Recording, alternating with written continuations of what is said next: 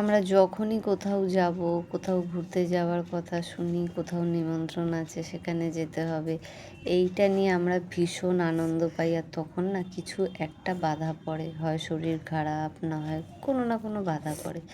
এই বাচ্চাটার সাথেও তাই হলো। ম্যামের ছেলের জন্মদিন, সে ওখানে যাবে সোমবার দিন। এত আনন্দ, এত আনন্দ, আগে গিয়ে আমার সাথে গিয়ে গিফট নিয়ে এলো। আর এদিকে আজকে এসে গেছে জ্বর, সর্দি। এবার কালকের মধ্যে ওকে আমাকে ঠিক করতে হবে, নাহলে ও সোমবারে যেতে পারবে না।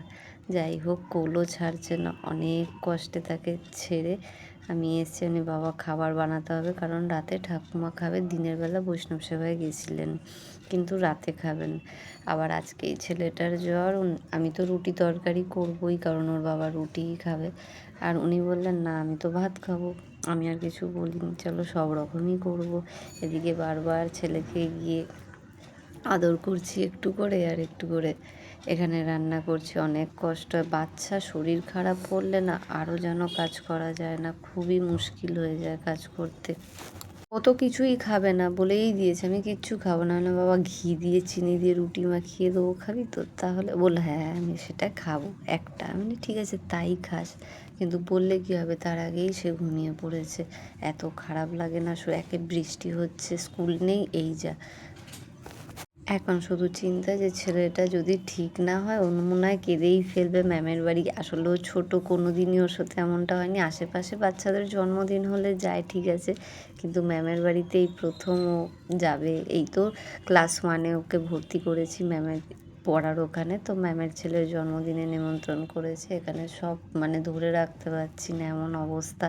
খেলনা দিয়ে বসেছেন, তুমি খেলো, আমি করে দিচ্ছি তাড়াতাড়ি। সন্ধেবেলায় এই জিনিসটা হয়েছে, কিন্তু তাও যেন কত রাত হয়ে গেছে, সব ঘুমিয়ে কাঁদে। এত বৃষ্টির দিনে না সবার ঘুম পেয়ে যায়।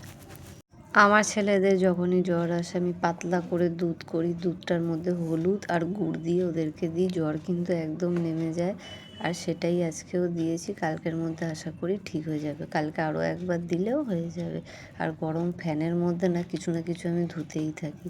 তো এই রুটির ন্যাকড়াগুলো আজকে সার্ফ দিয়ে ভিজিয়ে দিয়েছি, এগুলো ধুয়ে দিলে বেশ আমার সুবিধা হয়, ফ্যানটা তাহলে কাজে লেগে যায়, আলাদা করে আর গরম জল করতে হয় না।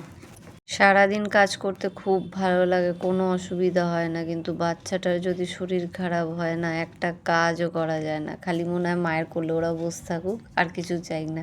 কিন্তু ঘরের কাজ তো করতেই হবে। আর এখানে আমার রান্নাবাড়ি তো হয়ে এসছে, কিন্তু এখনও রুটি হয়নি। এদিকে ছেলেটাকে ধরতে পারছি না, তাড়াতাড়ি আটা মেখে রুটি করে, মানে রুটি সেঁকতে সেঁকতে গিয়ে দেখি সে ঘুমিয়ে গেছে। ওর বাবা না আসলে এবার ওকে আর খাওয়ানো যাবে না, ওর বাবা আদর করে করে তুলবে, ওই সেইভাবেই খাওয়াতে হবে। এই যে গিফট 2 দিন আগে নিমন্ত্রণ করেছে ম্যাম, সেই গিফট তখনই কিনে নিয়েছে, এখানে ঘুমিয়ে সে কাঁদ। এখন বাবা মিষ্টি আনছে, মিষ্টি দিয়ে একটা রুটি খেলেও অনেক।